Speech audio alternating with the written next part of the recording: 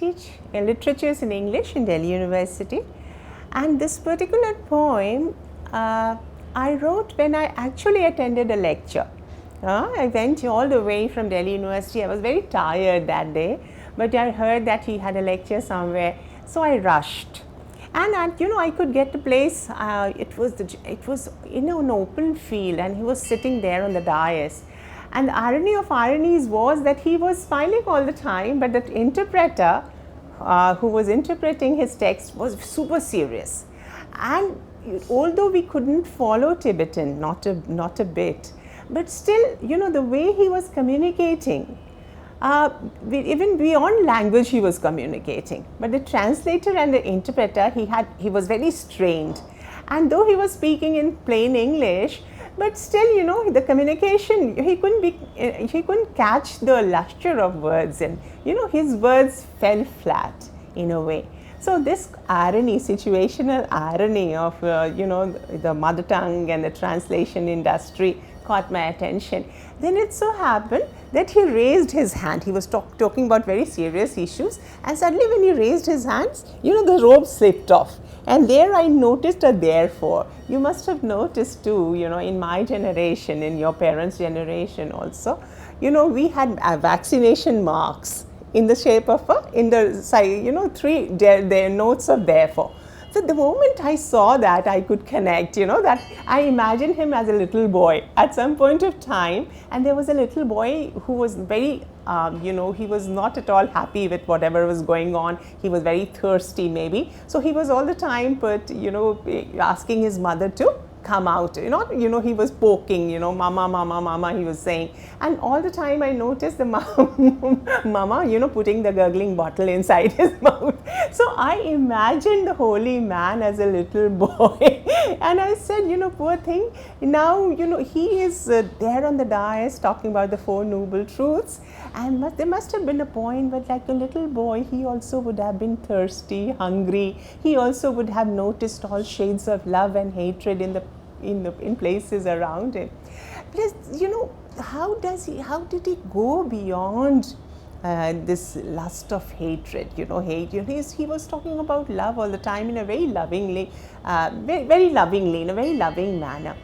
So this struck me that there are even noble. When he was talking about noble truths, I thought, what are ignoble truths? All truths are noble.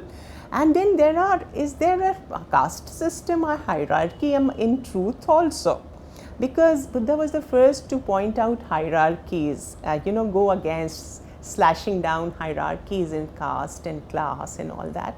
But he was talking about, so I just wondered if truth also has hierarchies, and if hunger and thirst and the usual run of hatred and love and the routine strains of like unemployment and falling out of love, ad hoc relationships, ad hoc jobs, are these ignoble truths? Are these little truths? Are these micro truths? Don't they matter? Only the noble truths matter. And how do you translate these ignoble or the mini truths into higher truths? Is truth like a mountain range? This, I almost imagined him sitting there on a mountain range of truths when he was talking about noble, ignoble. So I was just playing on the binary of high and low when I wrote this poem, and I thought I would share it with the audience. Yeah.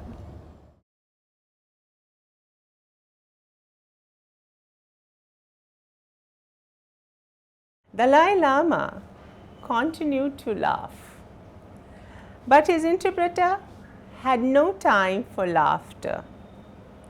Super serious, he held his English like a net, but Tibetan birds, like butterflies, flew beyond his catch.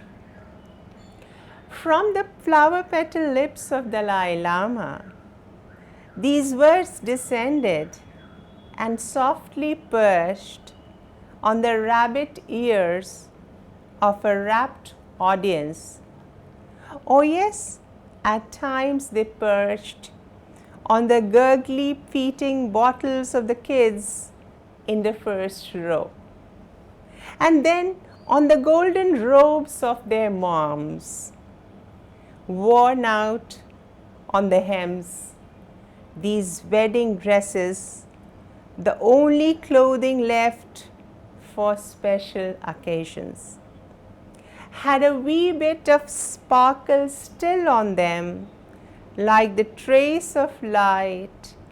In old eyes they twinkled.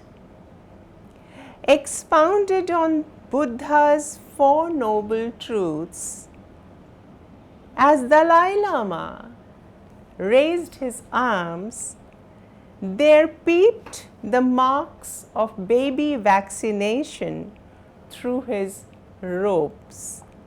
How nice it felt to note the connect.